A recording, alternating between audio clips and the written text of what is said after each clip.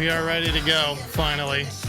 Welcome, everyone, to the KBMOD Build Guide live stream. We are joined with Bob, Hex, and the one and only Nip Nops TV. How you guys doing? Doing good, man. Yep. Yes. We are finally live. We had a few glitches. I apologize, guys, but it is what it is. Hello, chat. Fuck you, Winters. I'm not like a ghost. See, we can have a hardware show because Scott isn't here. So we can have a hardware show on KBMOD. How's the chat doing? Is the chat doing good? Thanks Good. thanks for being patient. Sorry we're late. As Only always, a half welcome to hour. KBMOD. We're It's only about par for podcast show course for KBMOD. About 30 to Fair. 40 minutes late every time. Hey, it was worthwhile though. We were doing good stuff, We were. Yeah. We were doing good work. except for the Alright. fact that prices have changed in the last 30 minutes. That's Yes. true. What's interesting is I'm looking at these 4 builds now, and the difference between the base build and the top end build is about 100 watts of power, which is crazy. Yeah. That would not have been the case several years ago. All right. So, for those of you who are wondering why we're doing a live version of the build guides, this is kind of a little project I thought of, and everyone thought it was a good idea, so we went with it. And basically, what we want to do is not only present the build guides live, so it's more interactive with you guys, so we can directly answer any questions you may have, but also there's a lot of instances, and there will be one tonight for sure, there'll probably be many, where we wanted to hit our mark and we went over by about $5. So we want to be able to show not only this is the build according to our rules, but this is what you could do. Since you're on your own budget, you don't have to stick to that strict guideline. So Bob is actually going to kick us off with the $500 build. Yeah. And do we ever get images of that stuff? I don't think we did. No, hold on. Yeah. At least, we'll skip it. We'll skip it. But we'll share the link in chat. Yeah, that's Yeah, fine. definitely share the link in chat and people can open it. So and we'll start with that. All right. So here's our $500 build, chat. You're gonna probably see this by the time I'm done talking about And it. if you're watching this on YouTube, these links will be below the stream in a link to the website. So, to the build Correct. guides. Oh my God, what did Brandon just do? What? He's got brick walls and A's. So there's your 500. Go ahead, Bob. Talk. All right, so the $500 build, it kind of limits you in what you're going to do to an extent, but you've got to focus really on how much you're going to blow on your video card. I think that's probably the most important part when we're talking about a gaming machine. I mean, first you have to kind of determine really what your budget is. Let's take a step back. Before just talking about the $500 build, when you're evaluating whether or not you're going to buy a new build from scratch, you got to talk about your budget, right? What you play and what resolution you are going to play at or want to play at is really going to dictate how much you're going to spend. If you find yourself playing MOBAs at 1080p more often than not, I mean, Just get out. Just no, I mean Just you can leave. actually get away with like onboard Okay. graphics, right? Mhm. You could pretty much actually can, yes. skip the GPU in a lot of circumstances, but what we're aiming at in the $500 build is something that is competent in most FPS titles, Mm-hmm. Yes. and in a lot of games like, I don't know, Shadow of Mordor, that kind of stuff. It'll actually be playable at 1080p at a reasonable resolution. Okay, so that's kind of what we're aiming at. So And what are we saying is playable as far as frames per second? Are we saying like I mean, you're not going to be running it at ultra. no. Okay. No, you're not So going to be don't running it expect ultra. that. You want to get as close to 60 FPS as you can. Obviously, I think anybody in this particular segment, you're not going to have a 120 hertz monitor. You're probably looking at a 60 hertz monitor. yep. You might be lucky with a 75, but certainly you're at a 60 hertz monitor anyway at 1080p. So you're probably going to, you're probably going to be running at like medium settings, and I bet you're going to see somewhere in the 45 to 50 frames per second in a reasonable DX11 title with this particular build. So what I went with, since we're not talking DX12, we're talking DX11, it's a Core i3 4150. It's got a 3.5 gigahertz. Dual core, obviously, it's got hyperthreading, so it's got 4 logical threads. The MSI Z97 PC Mate, that's a pretty solid board. It actually has crossfire capability. So if you did want to add to this later, because you see that there is an R9 270X. 8 gigs of RAM, honestly, is about as low as I would go for really any purpose at this point. Literally any build at this point needs that. I know some people will scrape by with 4, but I mean, every browser tab you open, if you're using Chrome or something, there goes 300 megs of RAM. So, we're building these really so you can run your games in your Chrome browser, not.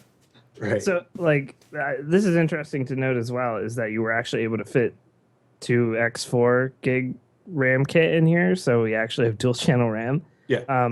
For the last few, well, not even the last few months, for like the past year, RAM has been a huge problem when Brandon and I were doing these, and to the point where we were just putting 1 8 gig stick in this build because, like, dual channel doesn't make a massive difference, but it's definitely better.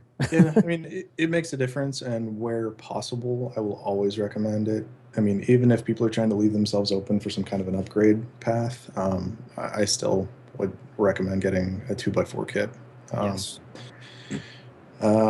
Sadly, we are stuck with a hard disk, and that's only for capacity. I mean, if you can limit yourself to about 100 gigs or 120 gigs, which is really, really tight, I mean, you basically have to delete whatever game that you just finished in order to install the next. You could go with an SSD, but we went with an inexpensive hard drive. I mean, this is actually a drive that's listed there. That's one that I've used and I've had good success with. Other people might not have. I know Dan's not had good luck with Seagate drives. No, not but, but I mean, it's in my opinion, a solid drive for that price. Same goes for that Thermaltake case. I mean, that's a really solid case for that price. It's not particularly one that that I would probably want to build. I mean, I would like to spend more on the case than the budget here permits. Let's just start with that. I think having a solid case is really important. But this EVGA power supply has actually been on sale for probably over a month now. And it's a 500 watt 80 plus for $25. And EVGA makes solid stuff across the board. I don't know off the top of my head where they source this particular power supply, whether it's an in-house unit or if they sourced it from somebody else and badged it.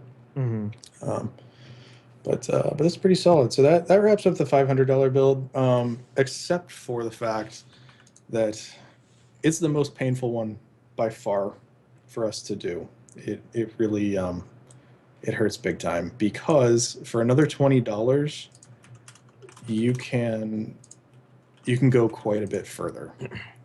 For $20 you can actually bump into a 960 and do quite a bit more damage And have good drivers.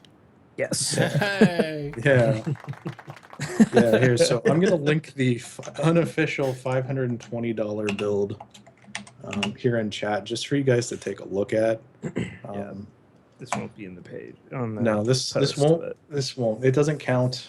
This was my desperate attempt to shove a 960 into it, and I literally couldn't cut $20 off without going down from the i3, for example, to like the Pentium, was it G3258? Yeah, which Ghost was saying in chat, and I answered in chat, but for those in stream, the reason we don't use the Pentium, even though it's extremely overclockable and pretty darn good, is because with a $500 price point, and for a lot of people who are coming to these build guides, we aren't assuming that you know even what overclocking is necessarily, or that you want to do that, or you have any interest in that at all.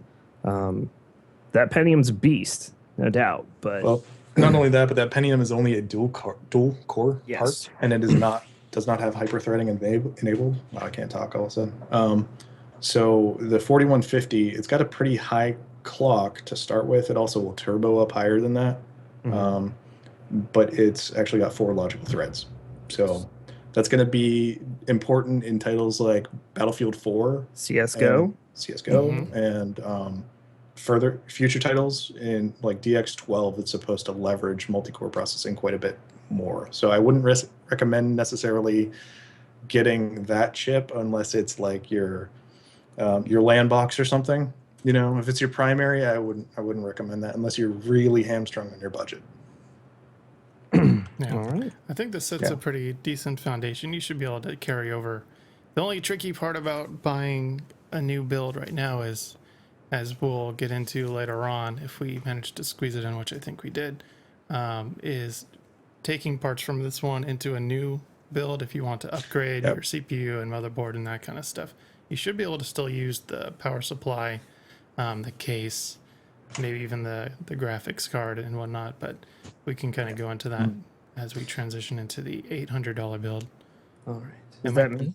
Or is that you? Well, it doesn't matter now because the slides aren't working, but am I clicked on the right one? Are we starting off with this i5? Yes. All right, so I'll do There's 13. Potato in chat actually makes a good point. If you're on a system already and you're looking to upgrade, there's always the opportunity for you to reuse current parts like hard drives, for example. So these builds are always baselines. This is what we would recommend if you're going from scratch right now with nothing up front.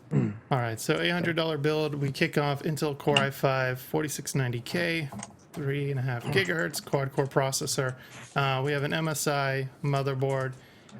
We have 8 gigs, 2 4 gigabyte sticks of some G-Skill 1600 speed memory.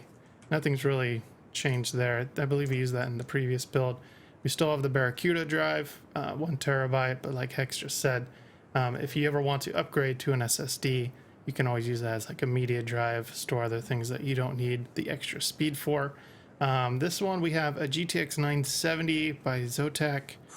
The 970, man, is just still an amazing card. I mean, you only get 3.5 gigabytes of... No, I'm just kidding. It's a beast card. And just to finish this up before we kick into this, we have a NZXT Source 210 case. I don't know anything about it, but I'm sure it'll do just fine. 500 watt power supply by EVGA. It's a very good power supply. And the total comes in at $799.41. So we barely squeezed that one in there. So yeah, that's it. That... Go ahead. No, I was just gonna say let's kick into it. Yeah, so the $800 build, I believe we call it the sweet spot usually. It really is. Like this it really is. is. Like the thing about the 500 is a PC is always more versatile than a console at the same price point. You can do more with it. And so that's why the $500 build, very comparable to new consoles, if not better in most circumstances, even performance-wise.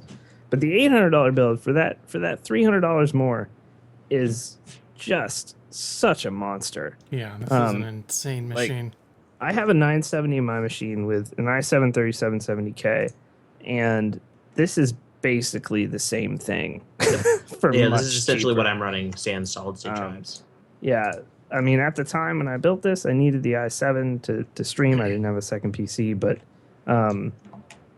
yeah, that i5 4690K is probably the best bang for your buck processor out there, combined with the 970, which is, I mean, the 970 can do 1440p resolutions pretty easily at 60 FPS on high graphics settings in almost every game. So you're not going to have a problem with that card. And you can always add a second one later. Yeah. So this motherboard that Bob picked is really, really good. I saw some reviews of it. The MSI Z97S SLI Crate Edition motherboard. So who's ever typing, please stop. Or mute yourself. Not bad. But yeah, pretty damn good build. And always the sweet spot is at $800. Yes, it is more than a console. But you get way like the performance is not even in the same world. So. Yeah, I mean it's totally above what one console. But if you think about it from the standpoint of if you were to go out and buy a PS4 and an Xbox One, you're at one solid build right now that will play everything except those exclusives that each manufacturer has, which are exclusive by about 6 months for the most part. Yeah. this is a great build if you just want to get into PC gaming, if you want to play AAA stuff, if you want to play indie stuff. This is the build that's going to get you into the realm of PC gaming. All right, so me or you? You doing 13 or I'm doing 13X? You can kick it off, Dan. All right, I'll do $1,300 build. Quick note on the $1,300 build. We had a sudden price change that knocked us over in the span of God damn 20 minutes. PC Wow. Part Picker's on point. Go So, visit PC Part Picker, by the way, if you don't. in the last 20 minutes, we did have a price change that knocked us over, so you guys are going to have to give us a little bit of slack on this. Yeah. So here's the $1,300 build. $1,300 build as it currently stands. I'm about to link it in chat for you guys. As I said, if you're watching this on YouTube, the link is below the video, and it will be on KBMOD.com tomorrow. So all these builds will be on there if you want to look at those. So $1,300 build. Here is where we get a huge boost with the i7 4790K, just a monstrous processor. Yeah. Devil's Canyon as well part. I remember when Brandon first got this, he was like, it was just a beast when they came out last June. And in this one, we also end up with a liquid cooler, the NZXT Kraken in this case. I can't understate how much nicer a liquid cooler is than an air one. Like noise wise, you won't notice it till your Hyper 212 or whatever you have is gone, and you have a liquid cooler instead. I use an H100i. It's just a personal preference, but yeah, NZXT Kraken liquid cooler. Then we have a Gigabyte GA Z79X SLI motherboard. Also a very nice piece. Also, it looks good. That's a nice color scheme on that thing. A little red and black. Then we have 16 gigs of memory instead of 8, so we boost up there. Moving on up. Yeah, moving on up on that, and that is a DDR3 1600, the Corsair Vengeance. And then we didn't have an 800 solid state in the 800, did we? We did not. No solid state there. So solid state drive enters the equation finally. I think very, very soon we will see those in lower builds consistently with the way prices are going on solid state. Typing, please. You are killing Bob, me. you have a fucking Yeti. Press the mute Just button on it. press I the gave mute it to you. So, yeah, Samsung 850 Evo series, which is a 250 gig solid state drive.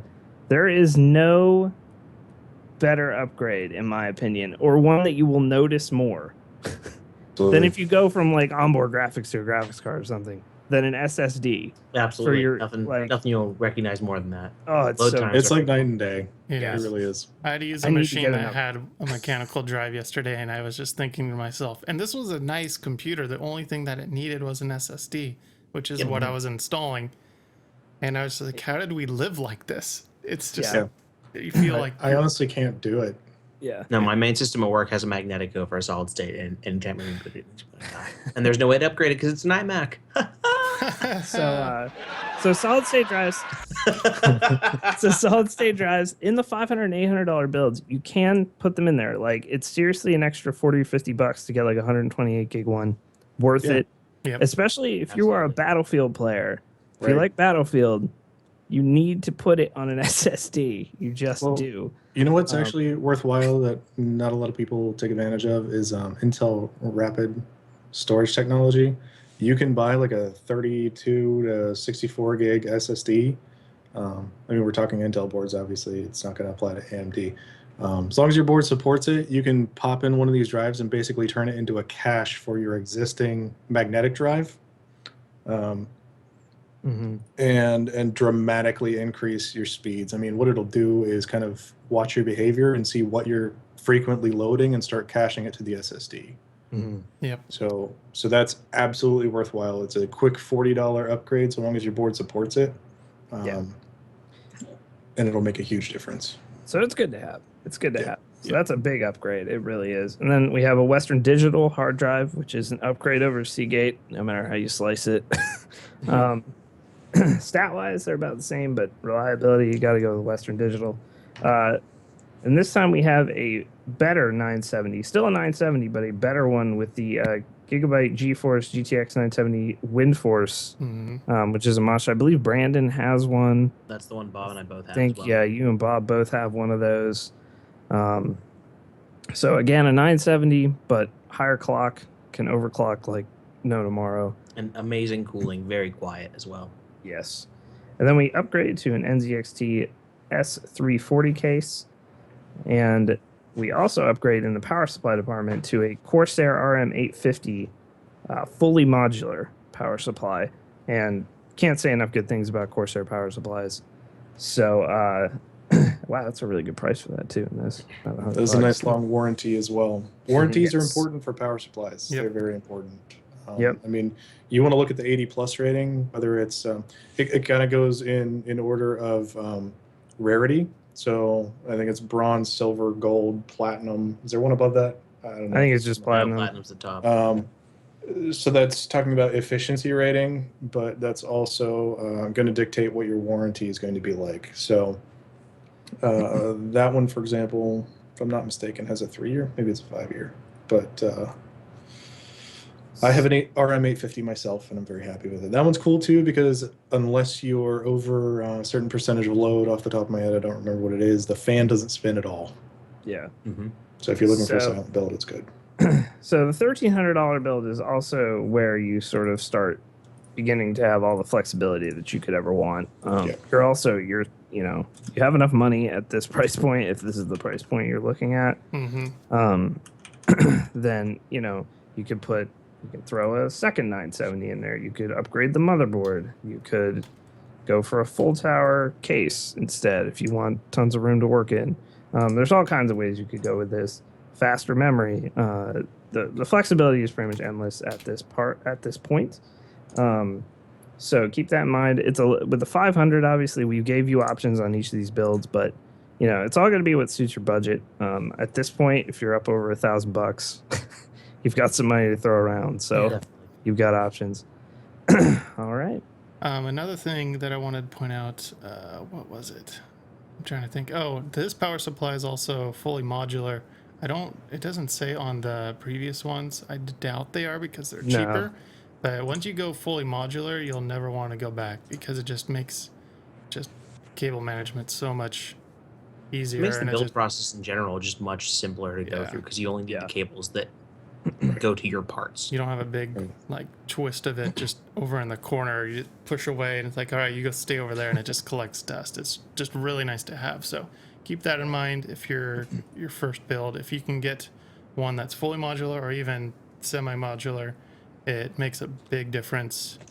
Most people don't actually look at inside their PCs until they're like swapping out parts, but it's nice. So chat here real quick is talking about mid-tower cases and non-modular power supplies. Honestly, it's going to depend on what kind of mid-tower case you have. A lot of them actually have some pretty unique methods of giving you some cable management. Mm-hmm. You might find a case that actually bumps out on the sides a little bit to stuff some cables behind it. It's a little bit easier to work in. Or you could have something like, do you remember was it the Antec 300? Really great case, but literally no cable management. Nope, nothing. Right. But it was a great case. Yeah, so but then there's cases like what Pollock uses, which are technically a mid-tower case, but have full cable management and are super wide, so they're designed to make the build easier. Right. So my 500R is like that. The panels on the sides actually bump out to accommodate for cables behind the board, basically. Yep. All right. So 1800. And that's hexadecimal. This one's always fun. So Bob and I went back and forth on this build a little bit right before we went live, and we ended up with Bob's build because I genuinely think it's a better build than what I had come up with. We're starting with the i7-5820K hex core processor for the CPU, and then as the cooler, we're going to the NZXT Kraken X31 for your liquid cooling solution. We've got a Gigabyte GA X99 motherboard, 16 gigs of Corsair Vengeance LPX RAM, and that's four gigabyte sticks to give you quad channel memory. We've got a Samsung 850 gig Evo series, and that's a 250 gig solid state drive with a 2 terabyte Western Digital Black for storage or media encoding, whatever you need as far as your Steam drive might be. We also bumped the GPU up to the Gigabyte GeForce GTX 980 4 gigabyte WindForce edition, which is basically just the newer chip on the build from the 970. That's the step up with the 980.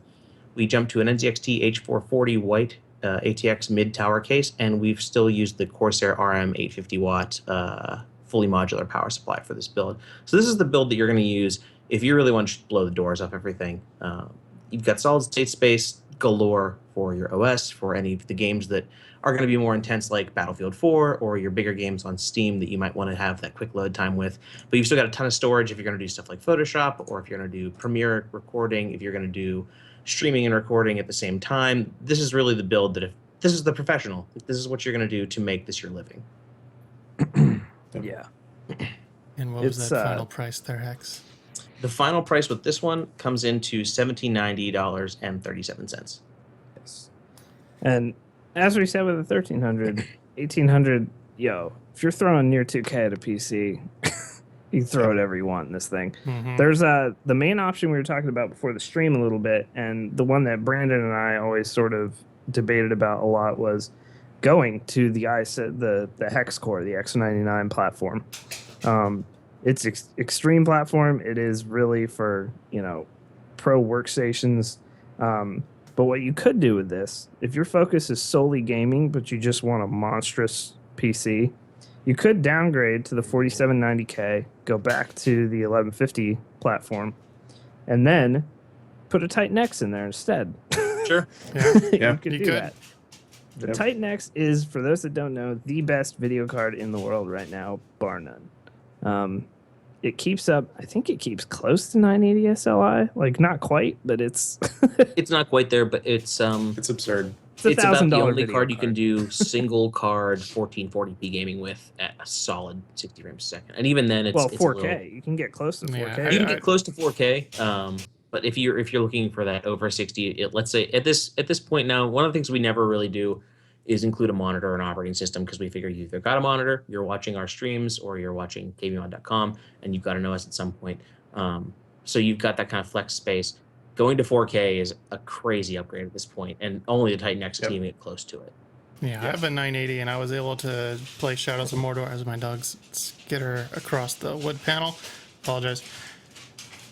Dogs, knock it off! God. Hold on. I'll hold that point. I'll be right back.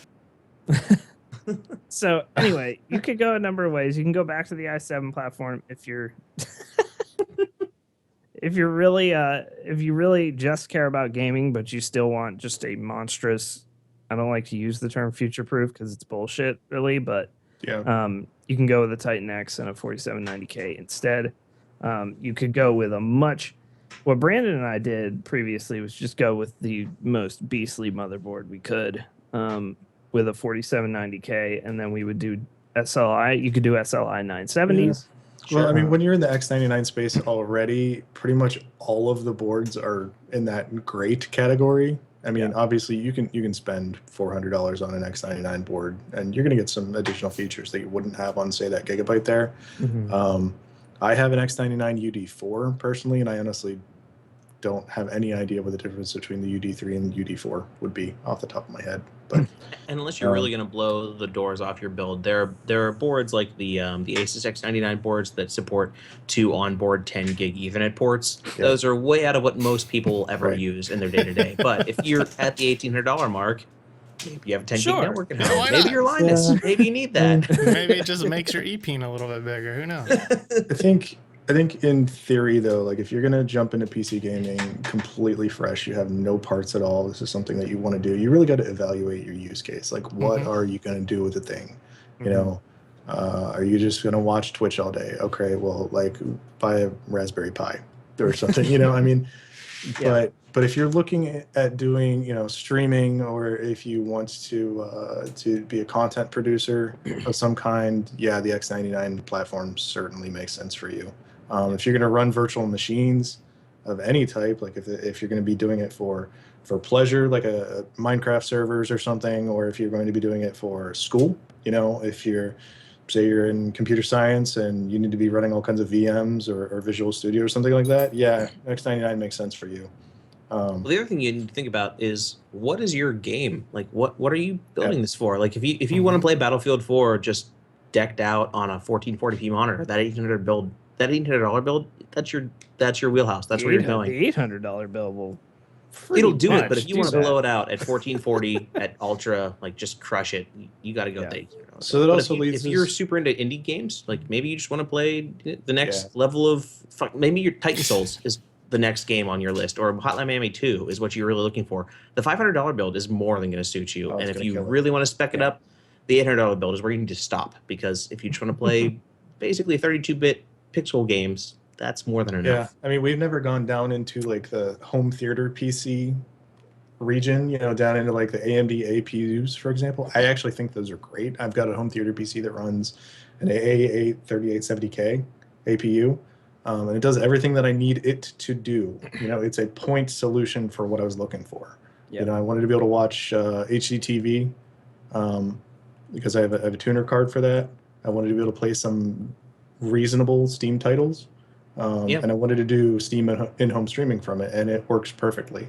So it's not my primary gaming machine, but then again, I'm not asking it to play, Shadow of Mordor at Ultra. Yeah. Right. But Yeah, and that's actually the same way that my system is set up. Like I have my primary gaming PC, which is the 3770K with a 970, but I also have a Dell Inspiron that runs like a Q8200 quad core system with I believe it has a dedicated it's like a Radeon 3500 series. It's a really old AMD GPU, but with in-home streaming, that game is basically rendering in full at my main gaming PC, and I played in my living room. So for things like World of Warcraft or more basic graphical games, that's definitely an option. You can absolutely do that. Yeah. So that leads me into a conversation I'd like to have with you guys about form factor, because all of the builds that we do typically are of the ATX variety, And they're mid to fulls. but we never talk about mini ITX.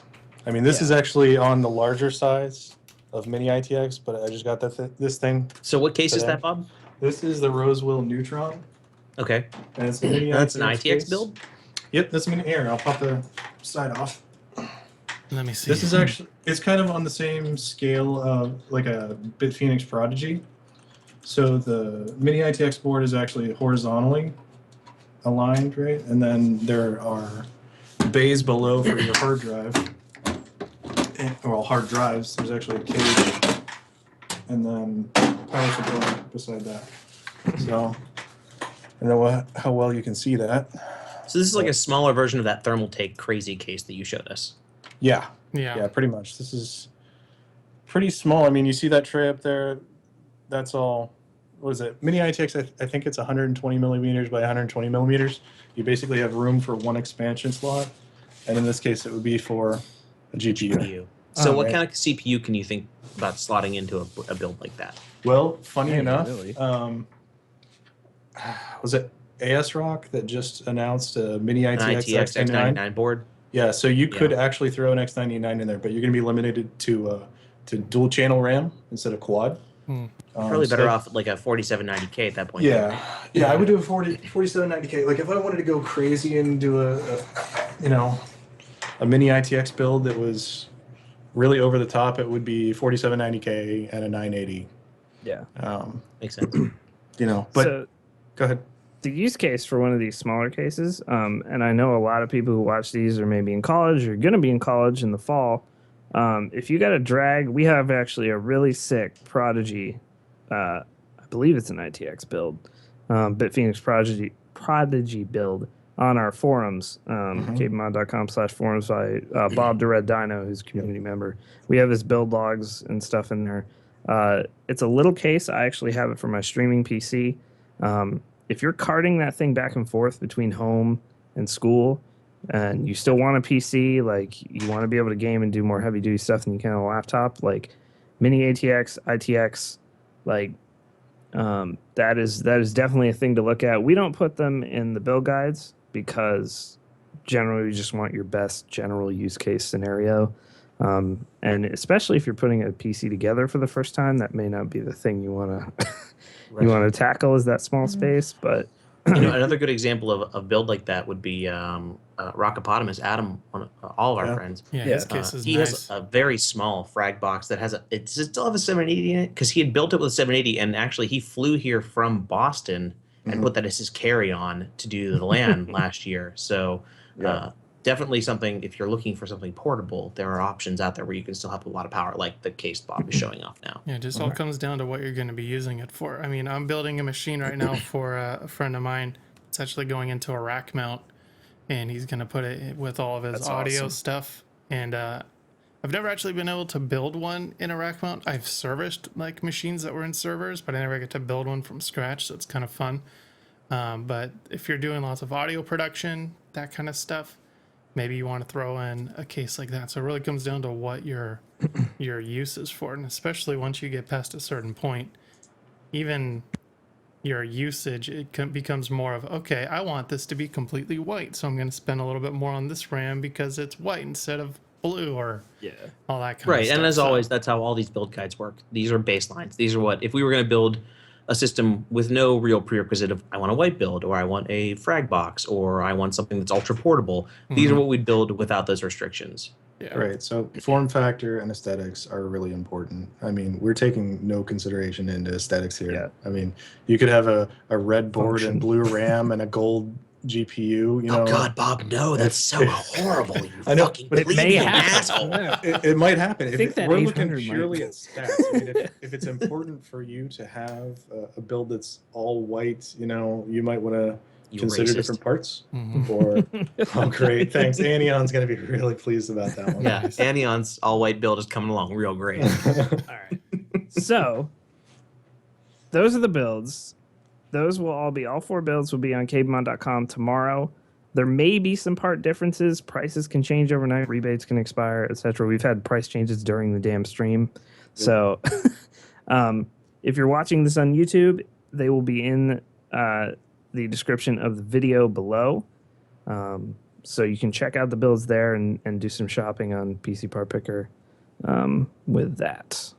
So what are we doing next? Questions? I Let's think, take some yeah, questions from the chat about the builds. just kind of Yeah, opening so- it up. Were there any things that we wanted to squeeze into any of these builds that we couldn't quite get in there? Because I know we touched that on the $500 build. I don't think we did it on the others. that one was a heartbreaker. There's 2 things that I would put into any of like the $13 or $18 builds that maybe a lot of people wouldn't, especially if you're thinking about streaming.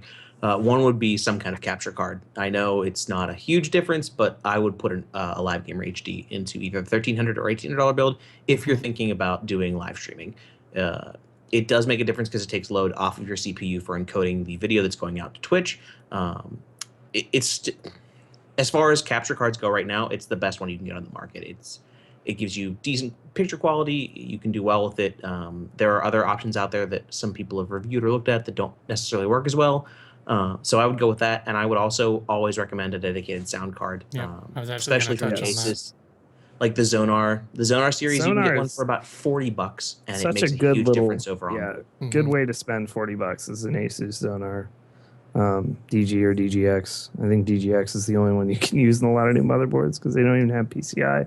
Yeah, lot of the these, so- DGX is like about $40 right now. It's a solid sound card. It does Headphone everything amp. you need to do, and it's going to sound amazing compared to your onboard audio. Yep. So And then you also have to keep in mind too, if you have a hard budget of like $1,300 and you just build our stuff, remember you still need a motherboard, or not a motherboard, a monitor, keyboard, mouse. Don't blow your entire budget on the PC and then have to use a Dell mouse and keyboard and like your mom's No, old definitely. like Yeah. 4x3 don't. monitor that looks like garbage and it's all I gray. almost want to say buy your monitor first. That's gonna really going to set the dictate- base of what you do. Yeah, that's going to dictate a lot of that what is you going to do. dictate a lot when you think I about it. Yeah. mean, choose What what you have size available. you want, what resolution you want, make sure that it's a reasonable refresh rate. But I think that's if you're starting from absolute scratch, start with your monitor. That will Yeah, and the nice dictate- thing is you can get a decent gaming monitor relatively inexpensive at this point. So I just dug back through my Amazon wish list because I've got a BenQ 24-inch monitor on my wish list right now. It's I believe it's a 5 millisecond refresh, and it's only around $140. Like it's not super expensive. 1080p will give you everything you need to do. All right, It's so it's 2 millisecond refresh. So we've got some questions in chat here. Let's start with Fractal Design R4 or Fantex Evolve. I have the Fractal R4 and I really like it. And It's a great case. the main reason I really, really like it is I don't know about the other one, but this one I actually got it because John recommended it, and it's super quiet, especially if you're not using all the fans. There's little pads that they include, or maybe they're just sound dampeners. It doesn't matter. Your case is so much quieter compared to the one it was in previously most of the time, unless you had a really nice case before. I've built multiple machines in it. I've liked it. It doesn't have the best toolless stuff as far as hard drives go, but that wasn't really an issue. It was just not the best. So that's my little take on it. So a big question in chat, Unlimited has asked several times in chat. Thank you for this question because it is a thing that we should address. Why are we not using AMD processors in anything? And we'll address both processors and GPUs because we do use some GPUs. But AMD processors, the reason we don't use them is mainly, I mean, for the most part, for gaming, there isn't a massive drop-off with them. But you have no upgrade path. That's it. You're stuck with whatever AMD thing you get. So then your next build is going to be Intel anyway. So that's a big thing. Like, so just our $500 build, you can put a 4790K in that build eventually if you want by just buying one and putting it in, taking out the old CPU and putting that in. That's all you have to do. With AMD, you are stuck at that point. And you're eventually, and AMD is not really focusing on that market anymore. So I'm told, first off, I'm told by hardware people that it's unlikely that people are actually going to upgrade their machine in that way, but we do leave you that path to do so. It's always a nice option. And the performance change is insignificant. Right. It's So not a huge difference. So there's that. The biggest reason that the two biggest reasons that I prefer to stick with Intel, and at least in our recommendations, is one, single-threaded performance. You can look at literally any benchmark, and you can look at AMD's current, most recent lineup and their single-threaded performance against Intel's, and it just gets decimated. So there's that, and then there's also the power consumption. Yes. So when you're talking performance per watt, and then you've got a finite ceiling on your power supply and the added stress that you're going to put on your power supply and your motherboard, when you're looking at AMD's CPUs, I think they have one that goes up to like 200 watts. That's absurd when we're talking about Intel chips in the 54 watt to 84 watt range, except for when you jump into the 5820K, 5930K, and you're looking at 140 watt. I mean, but that's also very telling that one of the top end chips from Intel is power usage about the same as a mid-level AMD CPU. Oh, I mean, you have to go down to a very, wouldn't say low performance AMD CPU, but yeah, in order to get close to 84 watts on AMD is unlikely. Yeah. So you're going to have a bad time. Right. So we're talking platform and upgradability and single-threaded performance and power consumption. Those are the big things with it. As far as graphics cards, the reason we don't use them for graphics cards for the most part, we do use it in the $500 build because they have some great budget cards at that level. The drivers are horrible. They just are. They've never let me tell you about that. I have $700 worth of, original purchase price, $700 worth of AMD graphics cards sitting in boxes on shelves right behind that camera out of frustration with drivers. Yep. It's not about the hardware. I took two 7970s out of my machine, threw them in their boxes out of frustration after buying a 970 on a whim. I had no real reason to, except for we forced him to. Almost every single time I went to play a game, I would have some kind of problem where the game would crash or I'd get a hard system lock. And I was just completely fed up. So yeah, I just went from a $600 7970, 6 gigabit of memory on it, and it's just too much wrong. Yeah. Every update, there was an update called Omega drivers back in like November. It was supposed to be this big thing, and all it did was break everything. Yeah, you and Bob were both on AMD GPUs. Yeah, it just didn't work with 7970s, even though they were the same chip as an R9. So like, AMD is fine for lower end, and I think their APUs are great, as Bob mentioned earlier in the cast. If you're building a home theater But- PC, those APUs are probably the way to go. Dude, Yeah. NVIDIA just slaughters them. Well, so if you've got now it's just how if it you've got is. an AMD GPU, like a current gen AMD GPU with a very, just keep in mind it's got a very finite lifespan. They're just not going to care about it on their next driver updates. So just be prepared for that. Yeah. But a mid-range or low-cost AMD GPU is actually a pretty good solution. Like the R9 270X is better than the 750 Ti by a pretty good margin. If you can't afford a 960, get the R9 270X. Yeah.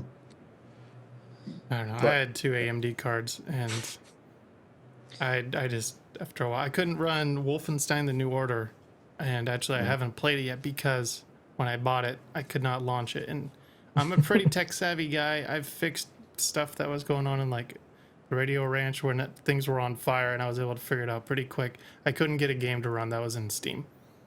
Yeah. And, 2 it AMD just, GPUs at this point is just a nightmare. it was just Crossfire's not worth annoying. it. So I I was mean, Well, I was just gonna say I was lucky enough to sell them off, and now I have a 980 in my machine, and I'm happy. And I've had some issues, to be perfectly transparent, but they're very minor, just minor crashes, maybe a blue screen. I mean, people in chat are now saying anecdotal things about how they've had a fine time. I had a fine time with my 7970 for, a couple of years.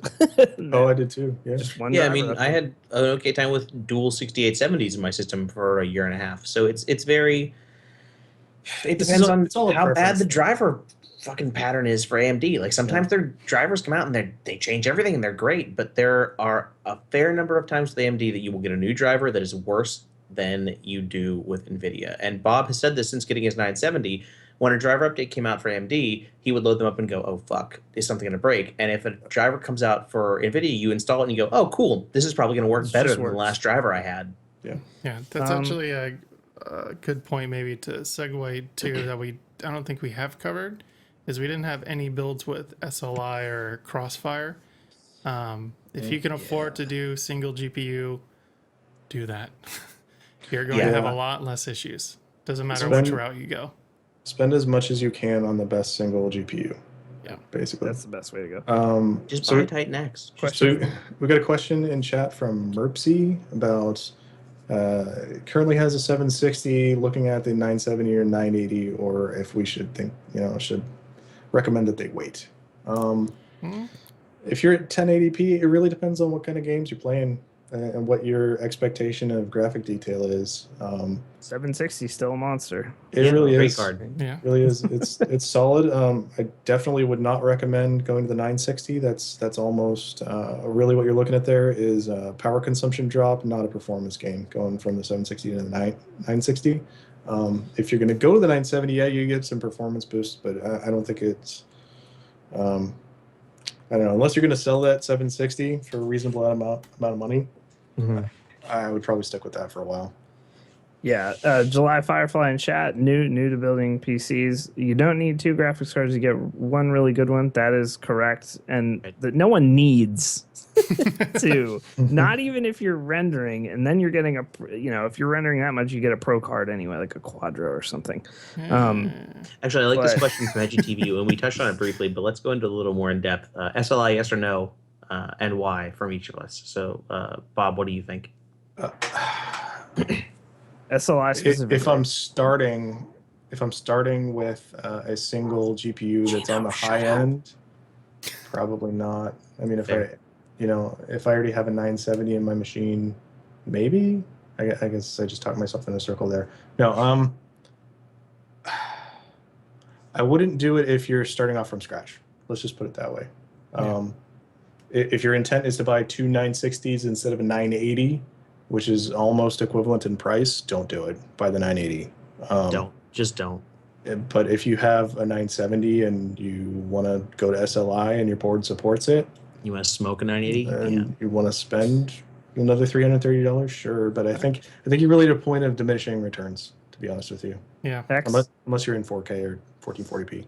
X, SLI, yes or no? So last generation of GPUs, I took the route of Bob bought a 680 and I bought 2 660s. I personally had very little problem with SLI 660s. However, I do this for a living. Like I spend every day elbow deep in computers and servers. So when there was a small problem with it, I knew how to fix it. If you're someone that's just kind of diving into PC gaming for the first time and wants the best experience possible, I would not recommend an SLI. If you are on your second or third build and you think, well, for $700 I can get two 970s versus a single 980, and you're okay with the fact that you might have to use some tools to make SLI profiles work better, or you're okay with waiting a couple days to make a AAA game work once NVIDIA releases an SLI profile, sure, definitely an option for you. If you're using AMD cards, under no circumstances. Crossfire is the fucking worst. It is the worst experience with GPUs I've ever had. I had dual 6870s for a while. Not a single game worked properly. I ended up frustrated at all fucking times. So if you are thinking at all of dual GPUs, NVIDIA is the only thing I would suggest. Mark, what do you think? I would say the same thing. If I can, I really want to get a Titan X now, but that kind Says the guy with the 980. I know I have a 980 and I kind of want a Titan X. Anyone want to buy it? Let me know in the chat. No, I really do not need that at this point. I'm just doing it because it specs higher. Yeah, especially nowadays, maybe in the past it was a little bit better to do dual GPU, but now, especially NVIDIAs are coming out with, you're getting so much bang for your buck. Like, you don't really need a 980. I bought one because I'm just stupid and I have some internet money in my PayPal account. Get a 970. Granted, I also have a 4K TV. Every once in a while, I'll haul this out there and I will play on that, but it's once a year. I would definitely go single GPU, especially if you're going the NVIDIA route for higher end. If you want to spend 300 something bucks, you have a 970. If you want to spend around 500, you have various 980s. If you want to go crazy, now you have the Titan X, which is at 1,000. There's no reason to introduce other problems with dual GPUs. Like Hex said with drivers, sometimes AAA game will get released, but you can't play it properly until a week later because they have to come out with the profile for SLI or Crossfire. So single GPU. When Far Cry 4 launched, I had to roll back 3 driver revisions to make it work in SLI with my 660s, and that's when I bought a 970 because I love that game and I wanted to play it as best as possible. Yeah, I'm in the same boat with SLI. I did it's Crossfire, but I did dual 5770s for a while. So it was a crapshoot basically for each game. It's kind of the same though with SLI because until those, as Mark just mentioned, until SLI profiles come out for certain games, it's just kind of, like it can be a crapshoot. A game could come out, you'd be like, "Ooh, I'm so ready to play, Arkham Knight day one when it comes out in June." And if you're running SLI, it might not work. You might have to disable a card. So, devil's advocate on this question. We've got Windows 10 and DirectX 12 right around the corner. We've been told that SLI and Crossfire may be rendered moot by DirectX 12 because it's going to let things like dual video cards with 4 gigs of RAM use 8 gigs of RAM combined and actually do things the way that SLI or Crossfire should work. It's going to be all up to the developers and whether they're going to invest time and effort into doing it. And I honestly don't think you're going to see a lot of titles doing that. I do think you'll probably see like Battlefield 5 invest time and money into it, but you're going to have plenty that won't. We're running short on time, guys, here, so we're going to take a couple real quick ones. I see Darkwing's asking about the absence of hybrid drives. I think they're actually a solid product. They're at a reasonable price point. If I have the option to have a hybrid drive versus a dedicated SSD and a dedicated hard drive, I'm going to take that option personally. I think everybody else is nodding in agreement. Yeah. They're at a price point where maybe you can't do both of those things for that amount of money. So I'd say, I've had good experience with them in places that I've applied them. Thoughts on M2 drives? They're great. I mean, it might disable a SATA port on your board, but it takes up less space and less power. So if it's an option to you, and super speedy too, density is going to be a little bit higher. What you guys do want to watch out for? There's some new SSD technology coming out very, very soon in the form of NVMe, which is non-volatile RAM. Basically, I can't talk. It's going to be a whole lot faster, basically PCI Express speeds rather than getting capped by that SATA bus. So, was it Kingston that just tweeted today that their PCI Express SSDs are ready for consumer consumption? Yeah, I think so. I'm not sure though. Yeah, you're going to see the HyperX line, I think, is ready for people now. Manufacturers. I'm looking through. Let's see, single or dual channel memory, dual channel all the way, Every time. all day, Yep. every time. Like I said, the only reason we ever compromised that was because we work with hard price points on these guides. Yeah. But always. That's one of those things. If you can do it, do it. Don't question it. Just do it. G-Sync, FreeSync monitors worth buying. What do you guys think? No, not yet. Okay. Especially, I think it's just too much. They're too expensive. Yeah, the problem with it is it works pretty damn well. Or you could just get a video card that can just handle 144 hertz instead. Right. Or you can spend double and get G-Sync on a monitor. 1440p 60 hertz versus 1080p 120. What do you guys think? Depends on what you're going to do. Depends on what games you want to play. Yeah, I agree. I think if you're going to do shooters, go 1080, if you are a 120. hardcore Counter-Strike shooter person, gotta go 120 or Also, 144 hertz. it's going to depend on if you're going to stream too. So this is one of those that's things you got to true. think about your use Huge case. difference. Yeah, if you're doing capture card like Hex recommended, Neither a lot one. of them they're capped at 1080. Neither one. Well, Yeah. You that's want a true. 1080p 60. Yeah, I mean, it's been the That's holy true grail because for you're going me. to get tearing either way. So I have a 1440p, beautiful 1440p monitor, and it's hooked up to my stream PC right now because I can't use it to game because it can't be capped by the Live Gamer HD. Someday. yeah, So DDR3 versus DDR4, I mean, that's platform dependent. Audio. So until we see the next Intel chips using DDR4, right now it's just Haswell E stuff. So, Muffins with a weird question. Have any of you had problems with onboard audio interference correlated with GPU load? I used to on a single PC streaming setup. Yeah, with The Walking Dead, the Telltale games actually would do it's it. possible. It's really weird. yeah. especially if you're going to use something like your front audio panels, anything that's going through your system that can get electromagnetic interference, you're going to get feedback. I would always recommend either an external DAC that runs USB or some kind of dedicated sound card. Even the Yes. dedicated stuff, if it's inside your machine, if you want to get really particular, it can still cause interference, which is why most pro I had to get a USB. like little interfaces, like mine is right in front of me. It's USB connects, but it's outside of the machine, gets you away from all the parts that are throwing off all that interference. So That's probably my next upgrade. So- I have an onboard sound card or a dedicated sound card inside my system. My next upgrade is probably a DAC at this point. So let's wrap this up with, I think, a good question. What's one of your must-have PC accessories? Like what's, Accessories? Does that mean like a peripheral? let's say keyboard, mouse, webcam. I Mike, what's the most important thing to you if you're going to invest money into it? I think a mechanical keyboard these Absolutely. days is absolutely a must-have. You got to do a lot of research. We have a lot of keyboard reviews on KBMOD.com right now, like More 8 of coming. them. Like 8 of them. There's So another one coming. we should do a guide to switches someday. Yeah. yeah, Well, But the anyway. problem with that is like switches It's feel. are It's so feel. right. It's Yeah. completely your taste. So I'd say if you're going to invest in a mechanical keyboard, first go out and buy one of those tester boards.